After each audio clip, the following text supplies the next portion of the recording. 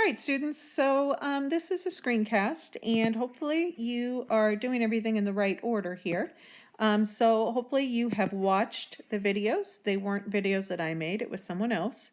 There are two videos about recursive and explicit formulas, and most students, I would say, probably have to watch those twice. And they definitely need to pause, reflect, practice, redo problems until they get it. All right, so you should have done that first. And then if you felt like, hey, I'm not positive I have this and I don't want to take the quiz yet, well, then you could have printed out this sheet and tried these practice problems. And then now you're watching this screencast to see if you got the answers correct or not, okay? So I'm going to run through answers here, do a little bit more than just write the answer because I want to do some explanation, okay? So here's my sequence of numbers. And what I'm trying to do here in this first and second problem is get you to understand what's the difference between recursion and an explicit formula, okay? So I describe the way that I generate the 9th term of this sequence, and then I say, hey, was that recursion or was that an explicit formula? Which way did I do it? So my description here is that I notice that there's a pattern. From the first term to the second term, there's a difference of 1. The second term to the third term, there's a difference of 3. Third to the fourth term, difference of 5, and then 7, and then 9, and then 11. So it looks like my next difference will be 13. The one after that would be 15. The one after that would be 17, and so on. So to get the next term, right, which is the 8th term, we add 13, right, and that gives me 50. And then for that next term, we're going to have to add 15, and that gets me 65. All right, so now the question is simply, was that recursion or was that an explicit formula? And the answer is that was recursion. Recursion uses the previous term to generate the next term. So if I wanted to use recursion to get the 100th term of this sequence, it's going to take me a while. I'm going to have to go from the 9th term to the 10th term by adding 17, 10th to 11th by adding 19, 11th to 12th, I think I lost track, by adding 21, and I'd have to keep going and going and going until I got to 100. It would work, it would just take a while. That's recursion, okay? Second one, all right, recursion or explicit formula. All right, so here's my sequence. I wanted the 10th term, and this is how I got it. I looked at this and I said, hey, I see a difference of plus 3. So this one up here had this difference that kept changing. It had a pattern to it, but it kept changing. Here it's plus 3, plus 3, plus 3, plus 3. So I say, hey, how do I get the 10th term? And basically I'm like, hey, I'm going to work smart here. 4 is my first term.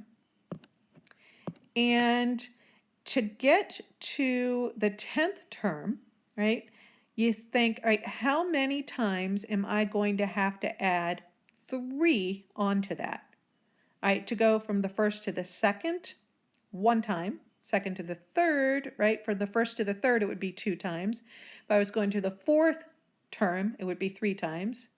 5th term, 4 times. You're getting the drift here? So if I want to do this fast here, I'm going to say, hey, I'm going to start with 4 and add 3 9 times, okay? And that's going to give me an answer of 31. Okay, explicit formula or recursion? That's explicit. Because I did not generate the 7th, 8th, or 9th term. I went straight to the answer I wanted. I went straight to the 10th term. Kind of going back, remember up here on number 1, I said, hey, if you wanted the 100th term using recursion, good luck to you. It's going to take a while, right? Well, if I want the 100th term using the explicit formula, start at 4, and I add on 3. Careful here, how many times? Not 100, because that would get me too far. 99 times. All right, so I could do 4 plus 3 times 99. Now you're going to find out whether or not Kelly can do math in her head, and the answer is really no. Let's see, 3 times 100 would be 300, so 99 is going to be 3 short of that, so how about 297? Yeah, so that's going to be 301. So see how I got to the 100th term? That was an explicit formula, okay? Depended on knowing what term I wanted to get to. All right, number 3 is just an exercise in terminology, okay? So this is a sequence. Each of the numbers is called a term of the sequence. And we have notation to talk about the terms of a sequence, okay? So in this case, A sub 1 means, hey, what's the first number in your list? So all it means. The 1 tells you you're doing the first one, right? So my answer here is 2. All right, A sub 2 is 6. What's the second number in your list? Ah, that's it. A sub 3. What's the third number in your list? A sub 4. The next number, the fourth number is 54. A sub 5, what's the next number? It's 162. Okay, so that is just notation. What does that weird little thing mean? That's exactly what it means. Here's another one. So we're going to write an explicit formula. You don't actually have to write explicit formulas, but I thought, hey, if you can pull that off, I know you can do the things that are on the quiz, okay? So here's my sequence of numbers. I write an explicit formula. So an explicit formula means I need to figure out the pattern first. 2, 6, 18, 54, 162. So if we look at this, I'm multiplying by 3 over and over and over again. Okay, so an explicit formula says, all right, I'm going to start. Okay, before I do A sub n, I'm going to do something else. I'm going to do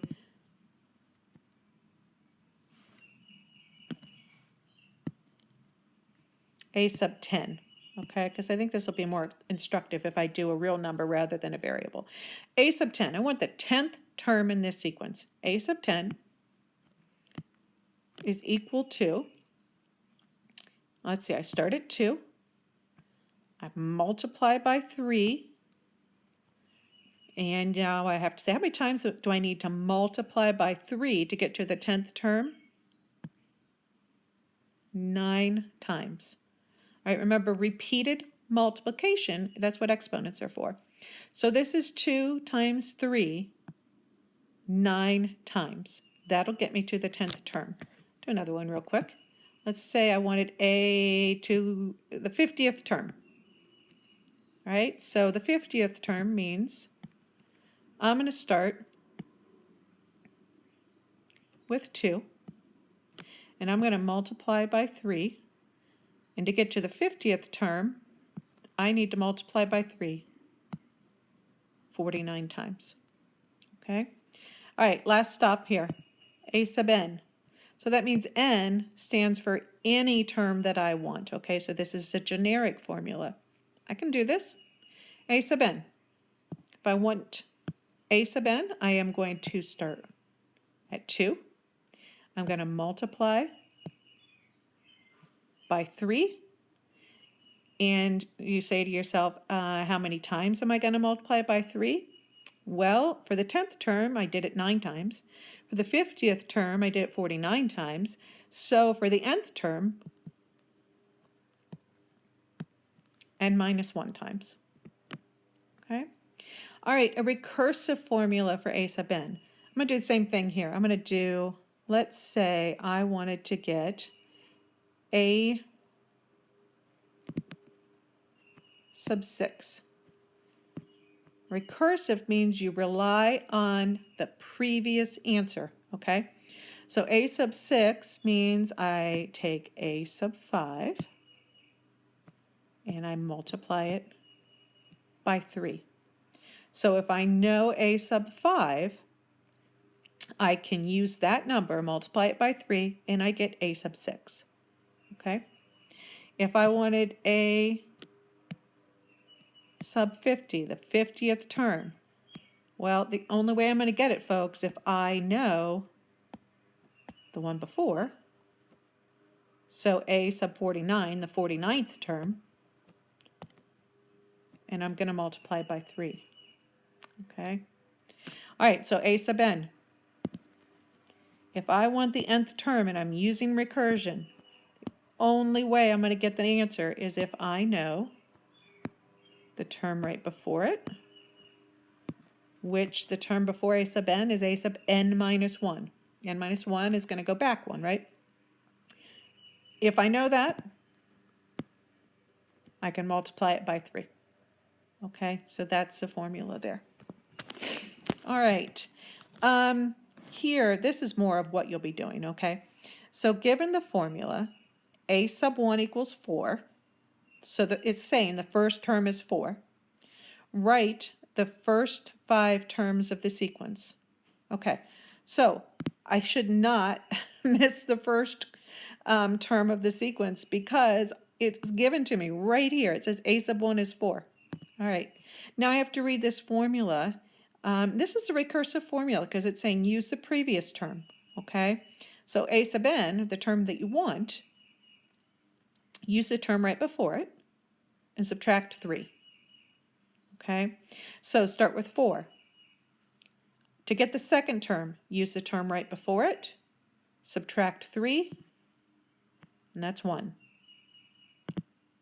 Next term, use a term, I'm trying to get this guy right here. Take the guy before it, subtract 3, that's negative 2.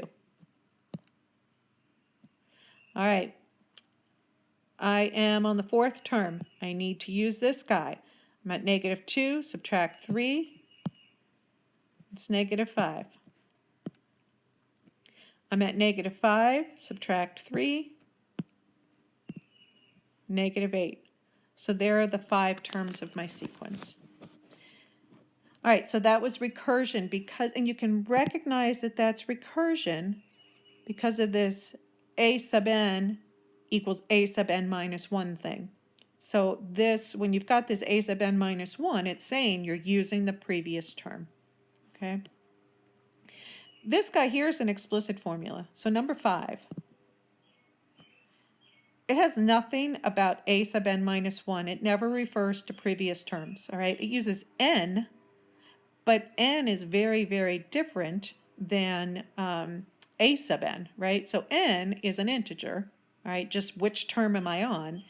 A sub n is actually a term in the sequence, okay? So I want these 5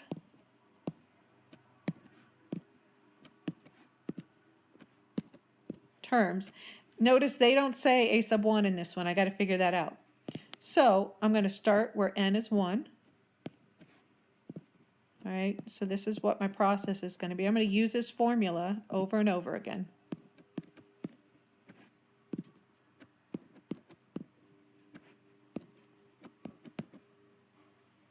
Ha! Okay, let's, I skipped. All right, now I'm erasing a lot more than I wanted to. Let's try this again. N equals 4, and n equals 5. All right, so now I start. First term, n is 1. So a sub 1 is, n is 1, 1 minus 1 squared. Follow the order of operations, right? When you simplify this, 1 minus 1 is 0, 0 squared, 0. Okay, n is 2. A sub 2, 2 minus 1 squared, 2 minus 1 is 1, 1 squared is 1. All right, we're picking up here. A sub 3, all right, I'm doing a sub n, so this time's n is 3. 3 minus 1 squared, so that's 2 squared. I'm at 4. a sub 4, so I'm substituting in 4 this time. 4 minus 1 squared. 4 minus 1 is 3. 3 squared is 9. Okay, and finally, a sub 5. So I'm subbing in 5. 5 minus 1 squared. That's 4 squared is 16. All right, so I hope you guys found this helpful, and good luck on the quiz that's coming up next.